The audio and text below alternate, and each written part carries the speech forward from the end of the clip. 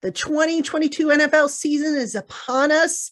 And what better way to kick it off than with an all-new format of our popular crossover Thursday. LockedOn Titans host Tyler Rowland joins me to talk about the Giants and Tennessee Titans, the game of which is Sunday, Nissan Stadium in Nashville, 4:25 p.m. We got everything you need to know coming up next on this episode of the LockedOn Giants, LockedOn Titans crossover show. You are Locked On Giants, your daily New York Giants podcast, part of the Locked On Podcast Network, your team every day.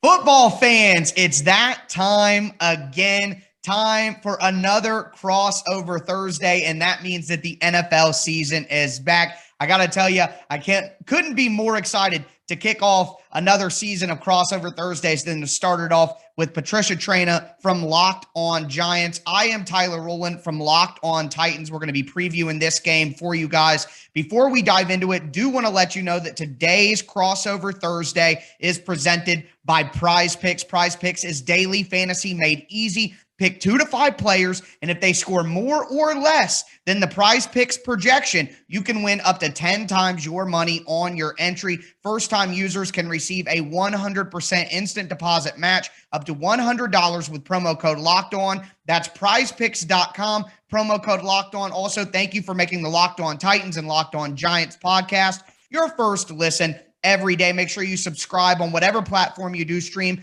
for Monday through Friday daily coverage of your team every day. Also, check out the Locked On Titans and Locked On Giants YouTube channels and throw a thumbs up on the video if you guys are watching over there right now. Patricia, this is an interesting game to start. The Titans look a little different and things feel a little different after that playoff loss to the Bengals. The Giants obviously have a new coaching staff, new regime in there, so things are different from there. What would you say is the biggest story for the Giants heading into this week 1 matchup with the Titans? Basically, Tyler, first of all, I've got to say I'm ready to run through a wall after that introduction. I am so psyched about the football season. Right. The biggest storyline, I think, from an overall perspective for the Giants is just how far has this team come? Now, you look at teams like the 49ers a few years ago, the Bengals last year, teams that went from basically worst to first, and people say, okay, what about the Giants? Could they maybe be like that? I'm not so sure that they can because, a little different scenario, a little different set of circumstances, a lot of questions still on the Giants. What is this offense going to look like? Can Daniel Jones be the guy? Is Saquon Barkley really going to be Saquon Barkley of 2018? Right. What about this defense? Can this defense, stop anybody? They let go of Blake Martinez, their inside linebacker.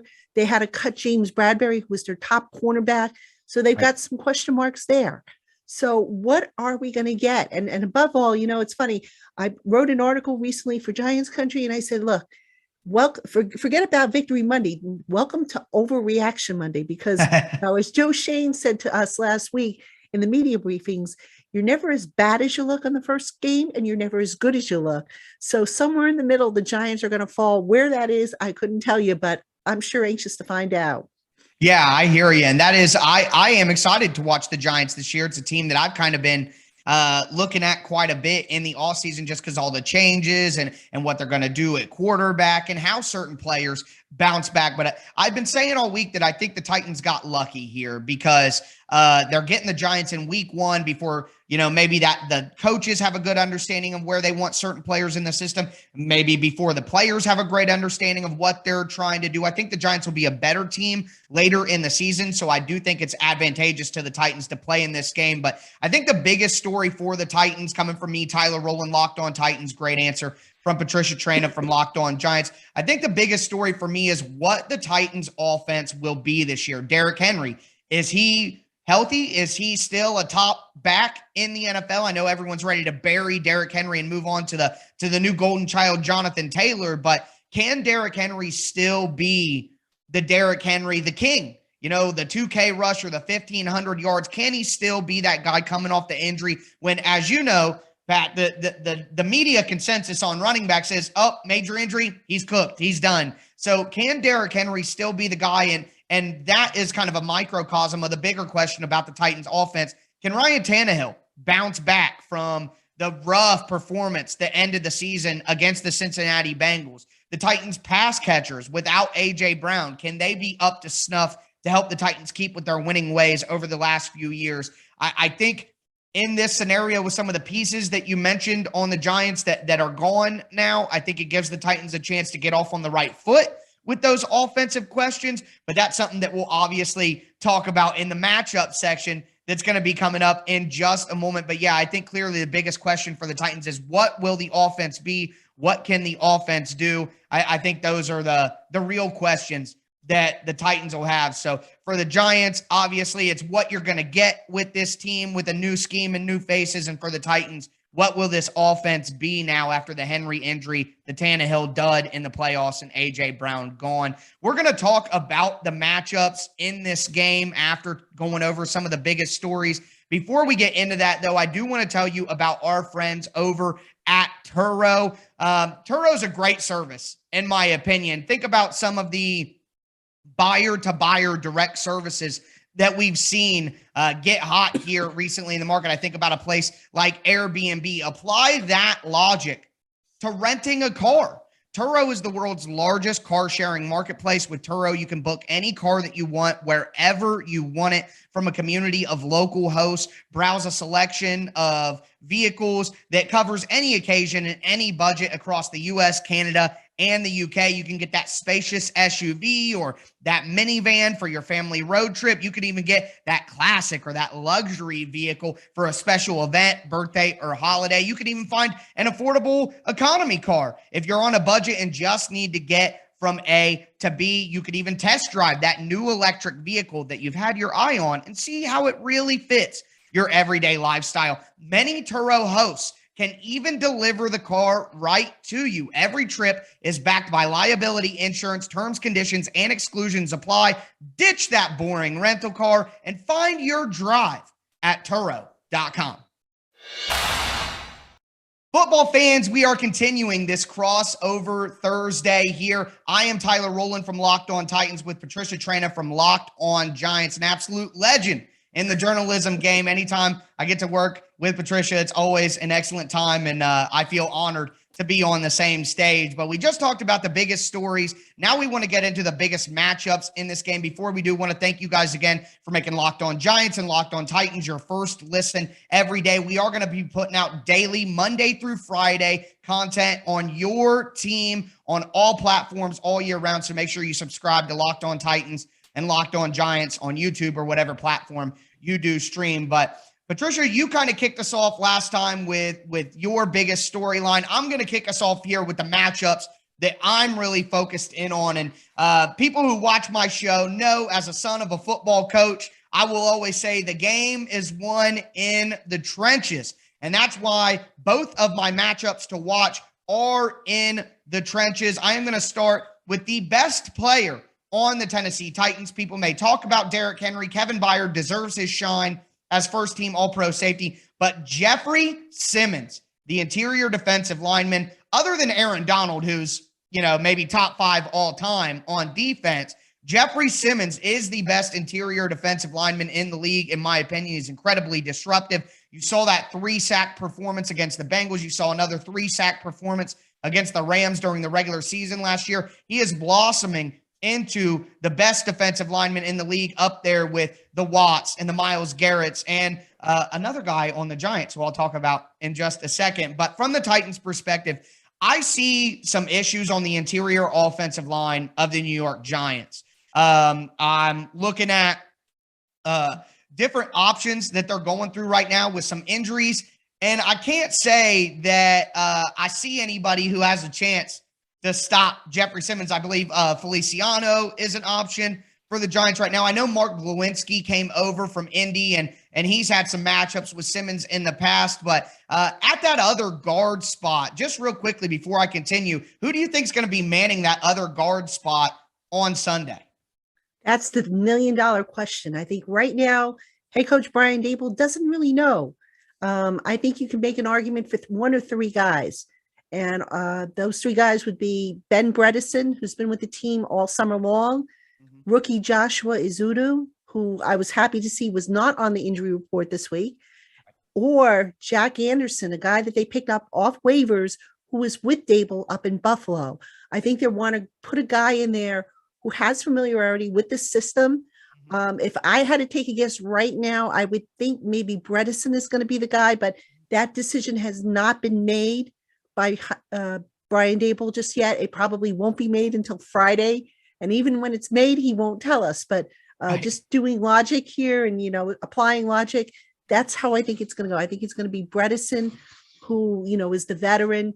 Izudu is, he missed some time because of injuries, as did Bredesen. Anderson just came down, so it's a matter of learning, the verbiage and whatnot. So you got to go with experience, I think, at this point.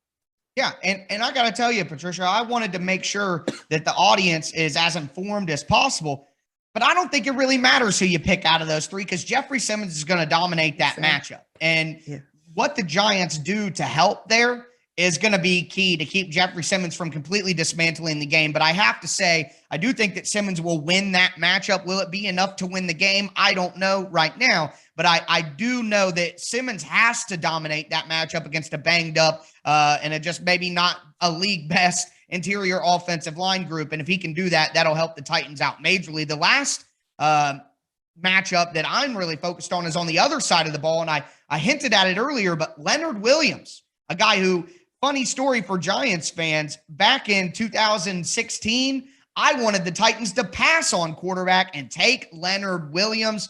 The Titans had some good moments with Marcus Mariota, so I won't say that it was a bad decision, but I'm a big fan of Leonard Williams. The Titans have a new starter at left guard, Aaron Brewer. Brewer is a solid guy. Mike Vrabel says he's tougher than a $2 steak, and that may be great, but he's about 7 foot. Are we talking basketball? He's about 6'1", just a little under 300 pounds. He is a very small offensive lineman. And if you can get Dexter Lawrence and Leonard Williams up against a 6'1", 290-pound offensive guard, I think there's going to be a lot of pressure in Tannehill's face in the middle if the Titans don't have something schematic ready to help Aaron Brewer. I'm worried about that matchup. And like with Jeffrey Simmons, I think collapsing the interior of the pocket against Aaron Brewer, that matchup could be a major determining factor in this game for the Titans. But with that being said, Patricia, what are some matchups or a matchup that you're really focused on?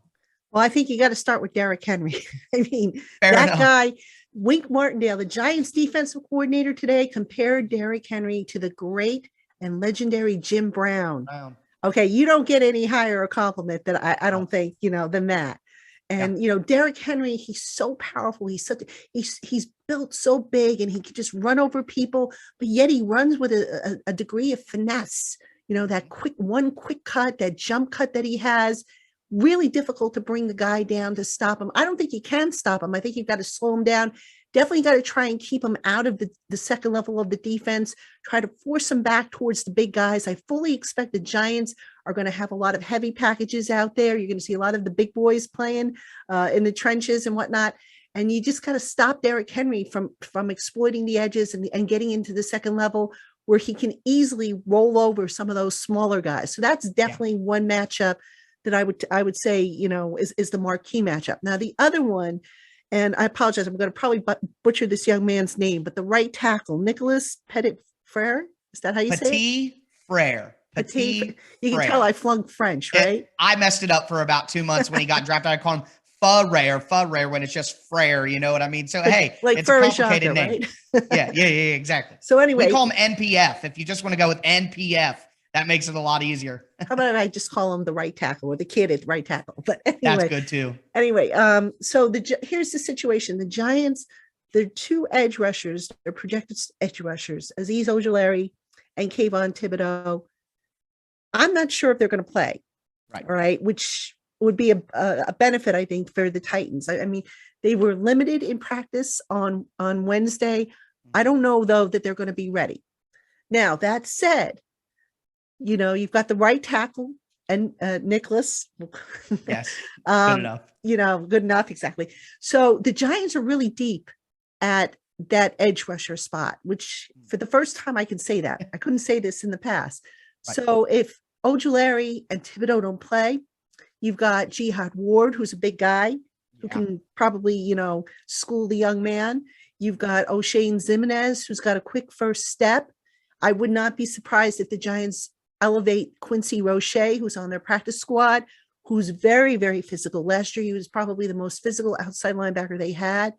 I would be curious to see how they're going to exploit that right tackle spot and to get pressure on Ryan Tannehill. Because remember, Wink Martindale's game, the name of his game is pressure the quarterback. Let's be a pest to the quarterback. Let's get him off the spot. Let's force him to make some throws before he's ready. Let's just force him. Let's impose our will on the quarterback. So that's going to be, I think, the gateway, if you will, to accomplishing that. Yeah, I think that's a great astute observation, because I think one of the big questions here is, what are you going to get from the Giants schematically? Yeah, you saw Dable in Buffalo. Yeah, you saw Martindale in Baltimore. But is it going to be exactly the same? And I got to say, if I had to put my money on it, I would say Wink Martindale is going to blitz and bring pressure. And we're not going to see too many schematic differences from Baltimore to New York. But that is going to be, if they can get to Tannehill, ruffle his feathers. I don't know that the Titans have the receiving options right now that can get open consistently. So that could be an area where the Giants can really take advantage if they find a way to win this game. But speaking of winning this game, it's time for us to make our game and score predictions. We are going to talk about who will come out victorious in week 1 in just a moment.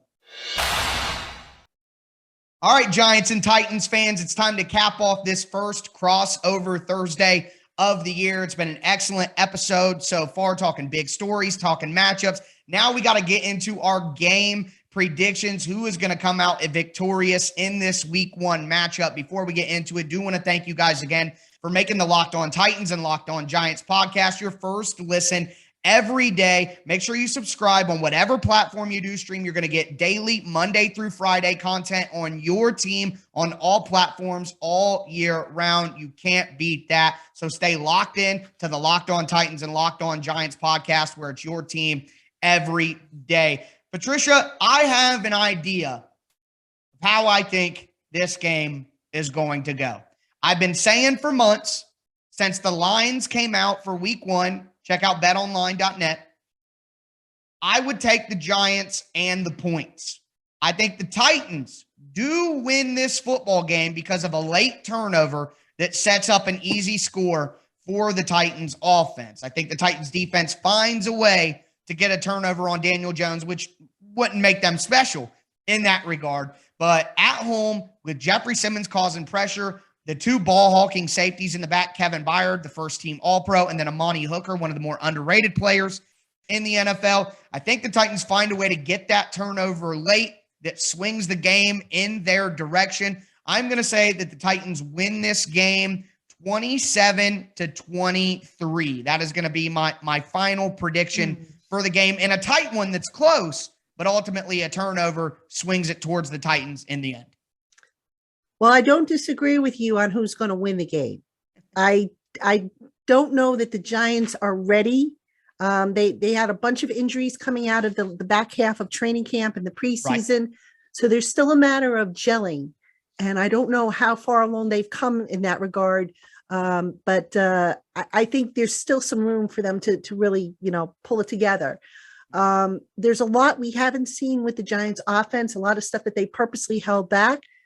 But I'll tell you what, one thing I've liked about the Giants from the preseason is they have been able to score points. Now, people will say, yeah, but it came against mostly second and third and fourth string players, many of whom aren't even on rosters anymore. Okay, I get that, but you got to start somewhere. You got to build up that confidence and that chemistry. So, in the past, for the Giants to score 20 points, that was like pulling teeth with a piece of string. It just doesn't happen. I do think the Giants are going to score at least 20 points. I'm going to say they scored 23, but I'm going to say the Titans outduel them and beat them by a touchdown.